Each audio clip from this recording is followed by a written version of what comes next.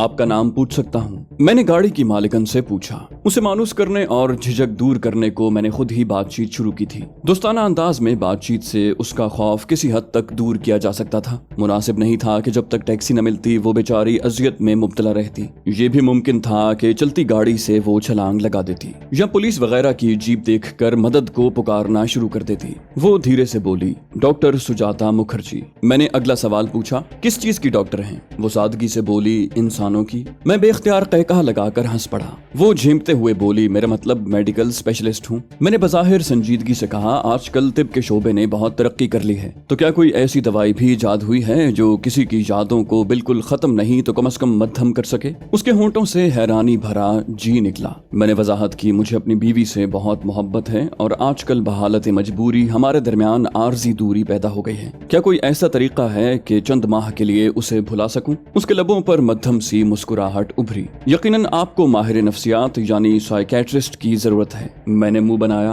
बेजारी भरे भाषण सुनने से बेहतर है हालात से समझौता कर लूं। वो साफ गोई से बोली, मैं भी तो सुकून आवर दवाई के अलावा कोई सहायता नहीं कर सकती। चूंकि मेरा मकसद उसे अजियत भरी सोचों से छुटकारा दिलाना था, इसलिए लाजनहिल और बेकार मौजू पर गुफ्तगू जारी रखी। इस दौरान हमने 3-4 किलोमीटर का फासला तय कर लिया था। एक बस स्टॉप पर 2 टैक्सियां खड़ी नजर आईं। मैंने रफ्तार धीमी करके कार सड़क से उतार दी और उनसे कुछ आगे जाकर रोक दी। उतरने से पहले मैंने डॉक्टर से पूछा, क्या अपनी गर्म टोपी और दुपट्टा मुझे दे सकती हैं? वो हैरानी से हकलाई, किस लिए? मैं मुतबस्सम हुआ। यकीनन निशानी नहीं मांग रहा। बाहर सर्दी ज्यादा है और उम्मीद है एक डॉक्टर के कंटोप खरीदने में दिक्कत ना होगी। वो बोली, सीधा कहें, चेहरा छुपाने को दरकार है। मानी खेज अंदाज में कहते हुए उसने गर्म टोपी और मफलर नुमा दुपट्टा मेरी तरफ बढ़ा दिया। मेरे नर्म और दोस्ताना लहजे में बातें करने से उसकी झिझक और परेशानी दूर हो गई थी। टोपी सर पर रख कर मैंने दुपट्टा मफलर के अंदाज में चेहरे के गिर्द लपेटा और कहा, डॉक्टर साहब, हो सके तो माफ कर देना।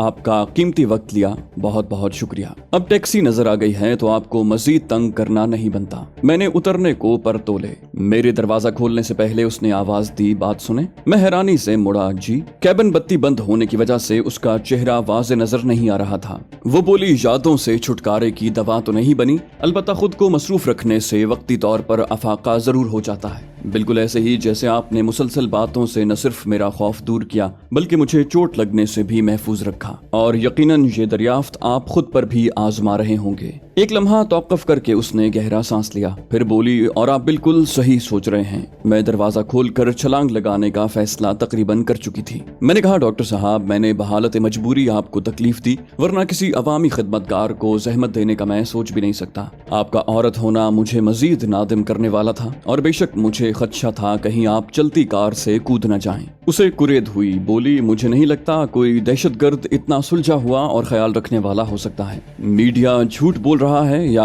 आप ना तजुर्बाकार दहशतगर्द हैं? वो मुझे पहचान गई थी। मीडिया ने मेरी तशहीर ही इतनी की थी कि असल हुलिये में किसी के साथ भी थोड़ा वक्त गुजार लेता उसने पहचान लेना था। मैं हंसा। ये वो सवाल हैं जो आपको पहले पूछना चाहिए थे। अब तो अलहदा होने का वक्त आ गया है। वो फलसफियाना लहजे में बोली, किसी के बारे जानने का इश्तियाक और उससे इस्तिफसार का हौसला तभी होता है जब अजनबियत की दीवार गिरने के साथ बेतकल्लुफी का दाइया भी पैदा हो जाए। मैंने कहा, खैर, अजनबियत की दीवार गिरने में आपको जरा सी देर हो गई है, इसलिए बाकी बातें अगली मुलाकात के लिए छोड़ देते हैं। वो बोली, मुझे लगता है आपको चंद मिनट मजीद कार से नहीं निकलना चाहिए। मेरी सड़क की तरफ पीठ थी। उसका अंदाज ऐसा नहीं था कि मुझे मुड़कर न देखता। सड़क पर 2 काली कारें और उनके अकब में पुलिस की 3 जीपें गुजर रही थीं। कारें और एक जीप रुके बगैर आगे निकल गईं। अलबत्ता पुलिस की 2 जीपें टैक्सी के करीब रुक गई थीं। एक पुलिस वाला टैक्सी ड्राइवरों से बात करने लगा। दूसरे का रुख हमारी कार की तरफ हो गया था। मेरा हाथ जेब में रींगा। उन्हें कत्ल या जख्मी किए बगैर भागना मुमकिन नहीं था। उनकी तादाद 10 थी और मुझे तो ये भी मालूम नहीं था कि पिस्तौल में कितनी गोलियां बाकी बची हैं। सुजाता सुर्रत से बोली, हमें बाहर निकले बगैर सीट बदलना होगी।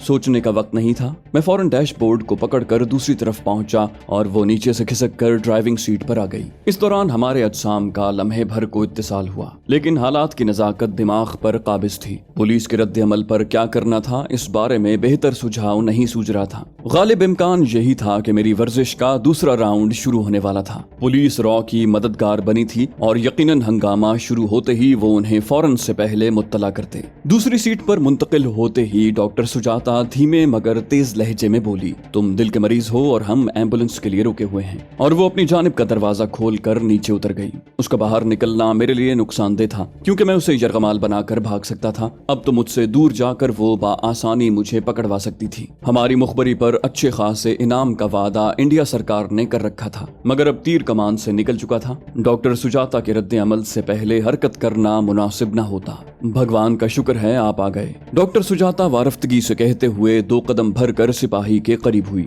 देश के मुहाफिजों को देखकर कितनी खुशी होती है ये आज पता चला। वैसे मैं 7 हाइट अस्पताल की डॉक्टर सुजाता मुखर्जी हूँ। मुसलसल बोलते हुए उसने बेतकल्लुफी से मुसाफे को हाथ बढ़ाया। उसका लड़की होना, फिर डॉक्टर होना, पुलिस वाले की तारीफ करना, उसकी आमद पर शुक्रगुजारी के कलिमात अदा करना और उससे मुसाफा करना, ये तमाम ऐसे तीर थे कि एक भी हदफ से खता न गया। ये नवाजिशात पुलिस सिपाही के दिमाग में पैवस्त होकर उसकी सोच पर काबिज हो गई थी। कार का जायजा लेना उसे भूल चुका था। वो खुश दिली से बोला, खैरियत डॉक्टर साहब, आप यहाँ क्यों रुकी हैं? डॉक्टर सुजाता तफसील बताते हुए बोली, मेरे साथ एक दिल का मरीज है, उसे आशीर्वाद हार्ट हॉस्पिटल पहुँचाना है। अस्पताल से निकलते वक्त जल्दी की ख्वाहिश में एम्बुलेंस का इंतजार न कर पाई कि वो दूसरे मरीज को छोड़ने गई हुई थी। अब रास्ते में मरीज को ज्यादा तकलीफ होने लगी तो मुझे रुकना पड़ा, क्योंकि खुसूसी एम्बुलेंस के अलावा उसे हरकत देना मुनासिब न होगा। अब एम्बुलेंस को कॉल करके उसका इंतजार कर रही हूँ। शायद सिपाही उसकी मुकम्मल सहायता किए बगैर नहीं लौटना चाहता था। बोला, हमारे लायक क्या खिदमत है?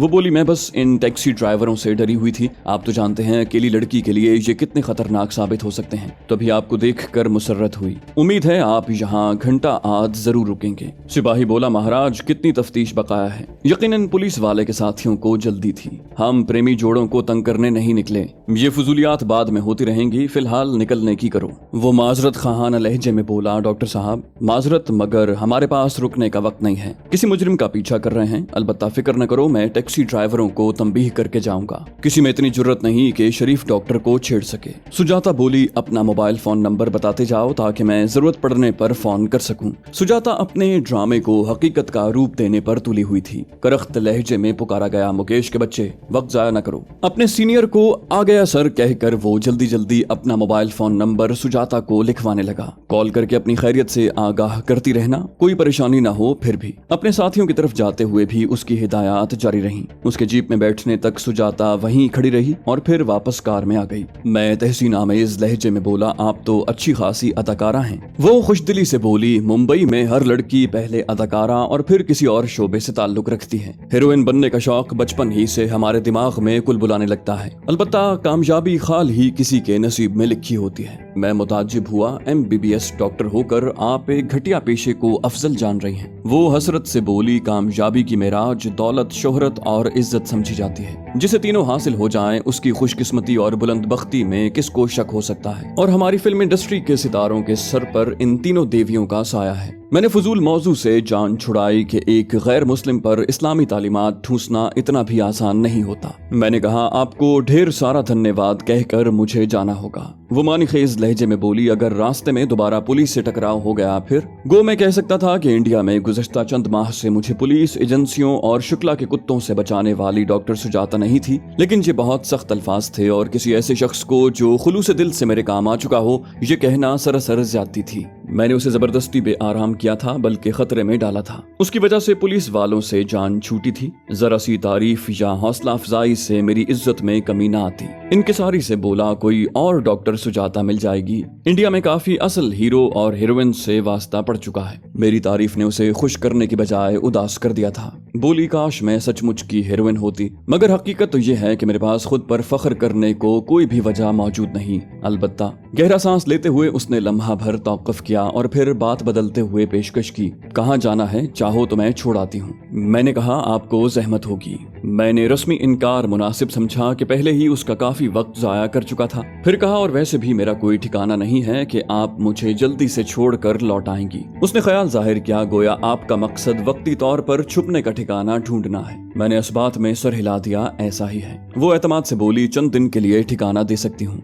मैं शिश्तर रह गया, मगर आप एक ऐसे शख्स को ठिकाना क्यों देंगी जो इंडिया सरकार का मुजरिम हो, और पकड़ा गया तो आपको जवाबदही मुश्किल हो जाएगी। वो हल्के से तंज से बोली, थोड़ी देर पहले मैंने आपको पुलिस से भी तो बचाया है, और तब भी पकड़ी जाती तो मुश्किल में फंस सकती थी। मैंने नादिम लहजे में कहा, मैं आप पर शक नहीं कर रहा। वो एतमाद से बोली, शक की कोई वजह भी नहीं बनती। मैंने पूछा, घर वालों से क्या कहेंगी? वो इत्मीनान से बोली, वो मेरा मसला है। मैं हंसा, मसला तो खैर मेरा है। वो बोली, मेरे बड़े भैया अपनी नई नवेली दुल्हन के साथ हनीमून मनाने शिमला गए हुए हैं। महीने के लिए गए थे, अब तक उन्हें 2 हफ्ते भी नहीं हुए। घर को ताले लगे हैं क्योंकि मैं अपने फ्लैट में रहती हूँ। मैं रस्मी तकल्लुफ से बोला, आपका पहला एहसान भी काफी बड़ा है और आप मजीद मकरूज करने के चक्कर में हैं। वो बोली, बस जब एहसान चुकाने का मौका मिले तो कदम पीछे न हटाना। मानी खेज अंदाज में कहते हुए उसने कार स्टार्ट की और रिवर्स करके सड़क पर चढ़ा दी। मुझे अचंभा हुआ था, लेकिन मजीद सवाल से गुरेज करते हुए मैं लौरा को फोन करने के लिए मोबाइल फोन टटोलने लगा।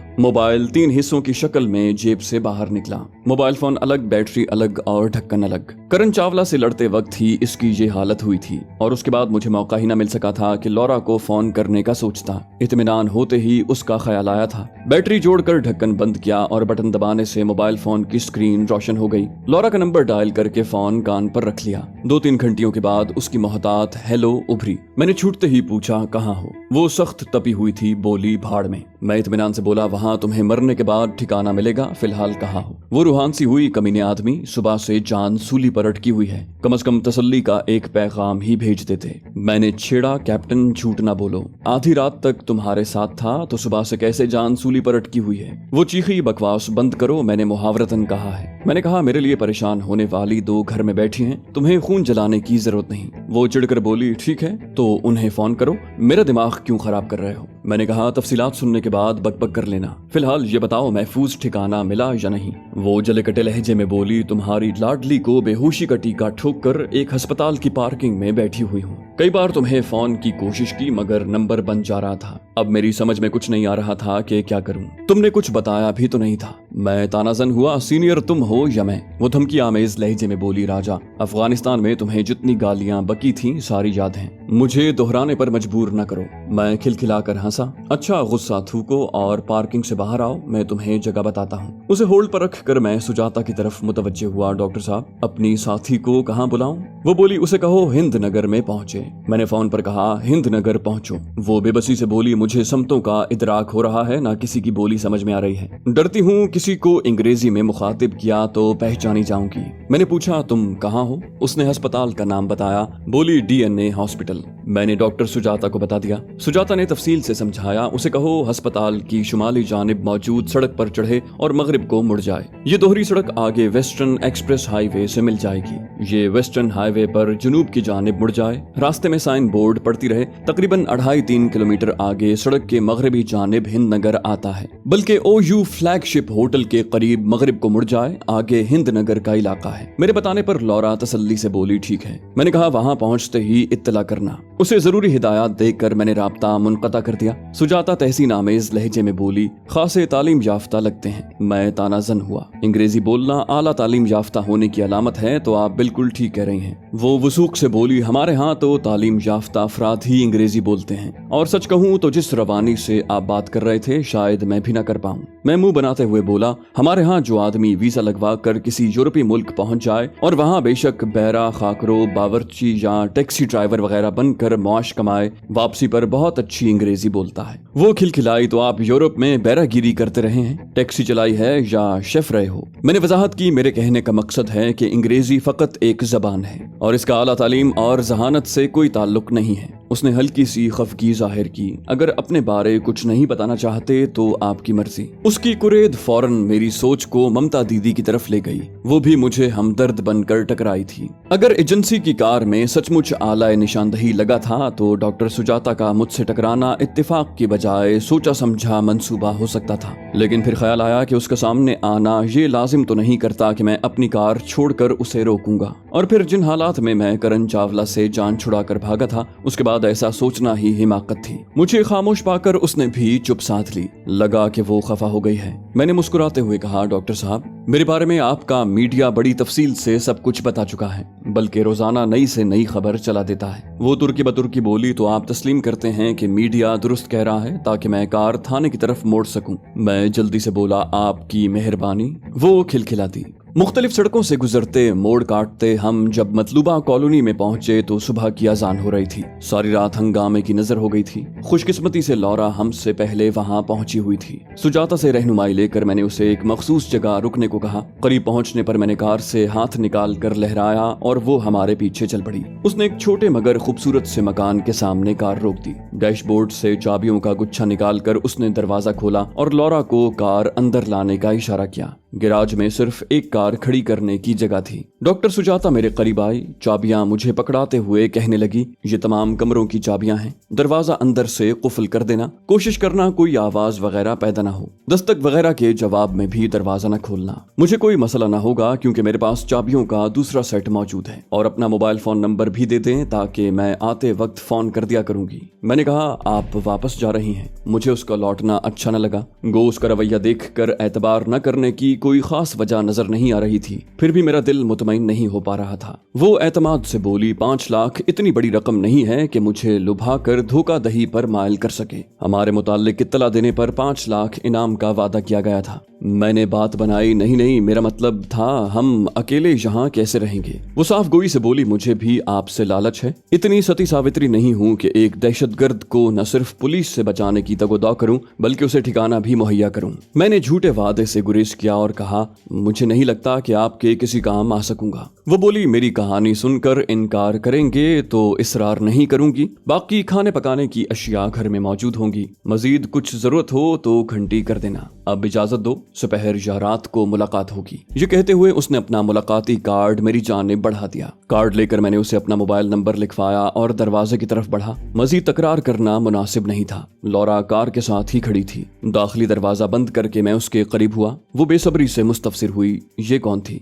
एतबार के काबिल है या मजीद आजमाइश में डालेगी? मैं उलझते हुए लहजे में बोला, डॉक्टर सुजाता नाम है। इत्तेफाक से टकराई और खुद ही ठिकाने की पेशकश कर दी। लौरा ने पूछा, तुम्हें जानती है? मेरा मतलब उसे मालूम है ना कि तुम पुलिस को मतलूब हो। मैंने असबात में सर हिला दिया, हाँ। उसने अंदेशा उगला, तुम्हें नहीं लगता कि हम अपनी गर्दन खुद फंसा रहे हैं? मैंने कहा, अंदर बैठकर तफसील से बात करते हैं। मैंने चाबियों का गुच्छा उसकी जानिब बढ़ाया। दरवाजा खोलो, मैं परमा को अंदर लाता हूँ। लौरा बोली, उसे बाहों में भरने के मौके की तुम्हें हर वक्त तलाश होती है। शरारती अंदाज में कहते हुए उसने चाबियां पकड़ी और डिक्की की चाबी मेरी तरफ बढ़ा दी। मैं जले भुने अंदाज में बोला, ये सादत तुम्हें मुबारक। मैं दरवाजा खोलता हूँ। वो बोली, ये हट्टी कट्टी भैंस मुझसे कहाँ उठेगी, और फिर तुम्हारी बद्दुआएं सुनने का भी हौसला नहीं है। मुझे चिढ़ाते हुए वो अंदरूनी इमारत की तरफ बढ़ गई। अफसोस भरे अंदाज में सर हिलाते हुए मैंने डिग्गी खोली। परमा का जिस्म कंबल में लिपटा था, सिर्फ चेहरा कंबल से बाहर था और आंखें बंद थीं। वो मोटी भैंस हरगिज नहीं थी, बल्कि उसके मुकाबले में लौरा ज्यादा फरबा थी। सच कहूं तो जिस्मानी साख्त में वो पलवश जैसी थी, लेकिन उसका मोहना चेहरा और जिस्मानी कशिश मेरे लिए बेमानी थे। अल्हम्दुलिल्लाह मुझे अपने जज्बात पर काबू था, वरना जिन हालात से मैं गुजर रहा था कि मुख्तलिफ लड़कियों से इख्तिलात और जिस्मानी इत्तिसाल के कसीर मौके मिलते, वहां फिसलने के इम्कानात सैकड़ों थे।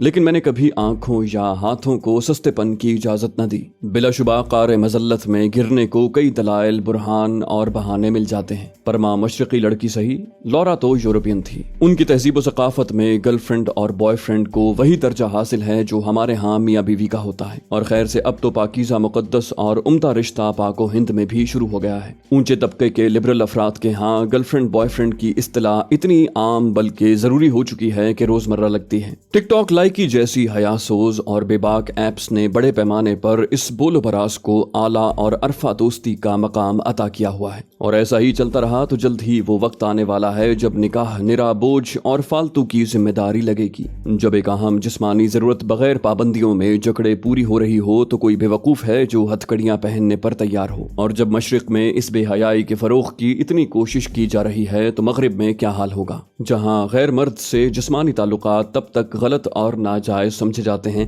जब किसी एक फरीक पर यह फेल मुसल्लत किया गया हो। वहां शादी से पहले ही लड़की खुलेआम बल्कि बबांगे दोहल, जनो शू کا وظیفہ ادا کر چکی ہوتی ہے۔ اکیلی یا غیر شادی شدہ ماں کی اصطلاح انوکھی یا قابل حیرت نہیں ہے۔ ایسی تہذیب کی پروردہ لڑکی جو حسن و جمال میں بھی خاص مقام رکھتی ہو، اس کے ساتھ تنہائی میں رہتے ہوئے اگر میں اپنے کسی فعل پر نادم یا شرمندہ نہیں تھا تو اللہ پاک کا کرم تھا۔ پرما کو کمبل سمیت اٹھا کر میں نے ڈگی قفل کی اور اندر کو بڑھ گیا۔ لورا ڈرائنگ روم کا قفل کھول کر اندر جا چکی تھی۔ دروازے سے اندر داخل ہوتے وقت ڈرائنگ روم کی دائیں جانب باورچی خانہ پڑتا تھا۔ اس کے دروازے کے ساتھ ایک گول میز اور اس کے گرد 4 کرسیاں دسترخوان کی ضرورت پوری کر رہی تھیں۔ ڈرائنگ روم اور کھانے کی میز کے درمیان خوبصورت پردہ لٹکا کر بٹوارا کیا گیا تھا۔ سامنے خوابگاہ تھی۔ بائیں دیوار کے ساتھ سیڑھیاں اوپر جا رہی تھیں جن کے نیچے سٹور بنا ہوا تھا۔ لورا خوابگاہ میں تھی۔ میں پرما کو اٹھائے اس کے پیچھے پہنچا۔ مکان کی نسبت خوابگاہ کافی وسیع تھی۔ عقبی دیوار کے ساتھ جہازی حجم کا ڈبل بیڈ پڑا تھا۔ بیڈ شیٹ، تکیوں کے غلاف اور کمبل ہلکے بھورے رنگ کے تھے۔ داہنی دیوار پر شادی شدہ جوڑے کی بڑی سی تصویر لگی ہوئی تھی۔ مرد کے خد و خال میں ڈاکٹر سجاتا کی شباہت جھلک رہی تھی۔ لڑکی گہرے سرخ رنگ کے لہنگے میں تھی۔ قیمتی زیورات سے لدی پھندی، سر پر چھوٹا سا تاج ٹکائے وہ مشرقی دلہن کی عکاسی کر رہی تھی۔ لورا تصویر کے آگے کھڑی مسلسل گھورے جا رہی تھی۔ خوابگاہ کے ایک کونے میں کمپیوٹر رکھا تھا۔ اس کے ساتھ ہی دیوار پر انٹرنیٹ کا راؤٹر نظر آ رہا تھا۔ میں نے پرما کو بیڈ پر لٹا کر کمبل صحیح طریقے سے اوڑھا دیا۔ بیڈ کے داہنی جانب 3 سیٹر پڑا تھا۔ میں نے صوفے پر بیٹھ کر آنکھیں بند کر لیں۔ اچھی خاصی تھکن محسوس ہو رہی تھی۔ کل دوپہر کے بعد سے آرام نصیب نہیں ہوا تھا۔ وشواس سنگھ سے ملنے جانا اور واپسی پر ہنگامے کی شروعات جو اذان فجر کے ساتھ اختتام پذیر ہو رہا تھا۔ وشواس سنگھ کے ہاں کھایا پرتکلف کھانا بھی کب کا ہضم ہو چکا تھا۔ سکون ملتے ہی نیند کی خواہش اور فریاد میدا کی سنوائی کے علاوہ کچھ نہیں سوچ رہا تھا، مگر اس سے پہلے اپنے محفوظ ہونے کی یقین دہانی باقی تھی۔